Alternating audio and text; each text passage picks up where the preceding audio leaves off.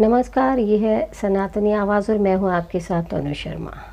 प्रस्तुत है कार्तिक मास कथा के अध्याय 4 का महात्म। नारद जी ने कहा, ऐसा कहकर भगवान विष्णु मछली का रूप धारण करके आकाश से जल में गिरे। उस समय विंध्याचल पर्वत पर तप कर रहे महर्षि कश्यप अपनी अंजलि में जल लेकर खड़े थे। भगवान उनकी अंजलि में जा गिरे। महर्षि कश्यप ने दया करके उसे अपने कमंडल में रख लिया। मछली के थोड़ा बड़ा होने पर महर्षि कश्यप ने उसे कुएं में डाल दिया। जब वह मछली कुएं में भी न समा सकी तो उन्होंने उसे तालाब में डाल दिया। जब वह तालाब में भी न आ सकी तो उन्होंने उसे समुद्र में डाल दिया।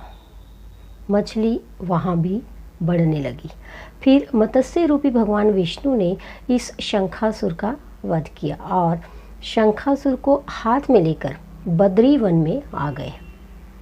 वहाँ उन्होंने संपूर्ण ऋषियों को बुलाकर इस प्रकार आदेश दिया, मुनीश्वरों, तुम जल के भीतर बिखरे हुए वेद मंत्रों की खोज करो और जितनी जल्दी हो सके उन्हें सागर के जल से बाहर निकाल लाओ। तब तक मैं देवताओं के साथ प्रयाग में ठहरता हूँ। तब उन तपोबल संपन्न महर्षियों ने यज्ञ और बीजों सहित संपूर्ण वेद मंत्रों का उद्धार किया। उनमें से जितने मंत्र जिस ऋषि ने उपलब्ध किए वही उन बीज मंत्रों का उस दिन से ऋषि माना जाने लगा। तदनंतर सब ऋषि एकत्र होकर प्रयाग में गए। वहाँ उन्होंने ब्रह्मा जी सहित भगवान विष्णु को उपलब्ध हुए सभी वेद मंत्र समर्पित कर दिए।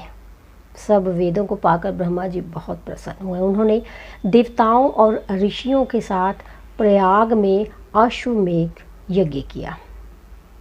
यज्ञ समाप्त होने पर सब देवताओं ने भगवान से निवेदन किया, देवाधिदेव जगन्नाथ, इस स्थान पर ब्रह्मा जी ने खोए हुए वेदों को पुनः प्राप्त किया है और हमने भी यहाँ आपके प्रसाद से यज्ञ भाग पाए हैं। अतः ये स्थान पृथ्वी पर सबसे श्रेष्ठ, पुण्य की वृद्धि करने वाला एवं भोग तथा मोक्ष प्रदान करने वाला हो।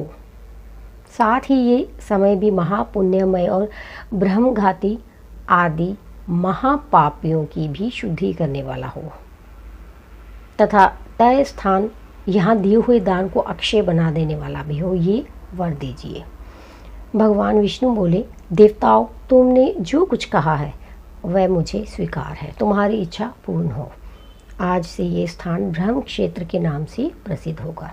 सूर्य वंश में उत्पन्न राजा भगीरथ यहाँ गंगा को ले आएंगे और वह यहाँ सूर्य कन्या यमुना से मिलेगी।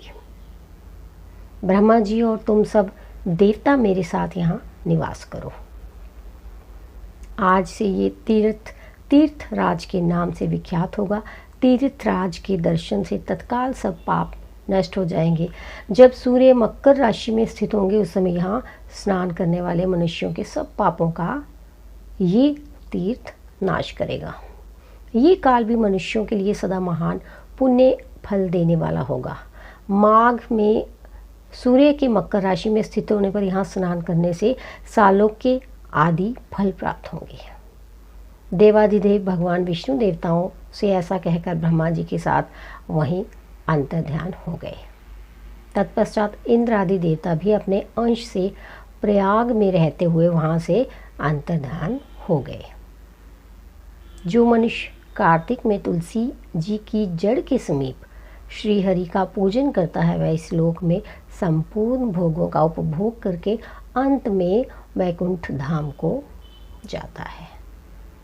तो दोस्तों, ये था कार्तिक मास कथा के चौथे अध्याय का महात्म्य। मुझे दीजिए अनुमति, फिर मिलती हूँ। तब तक आप अपना और अपने परिवार का ख्याल रखिए। धन्यवाद।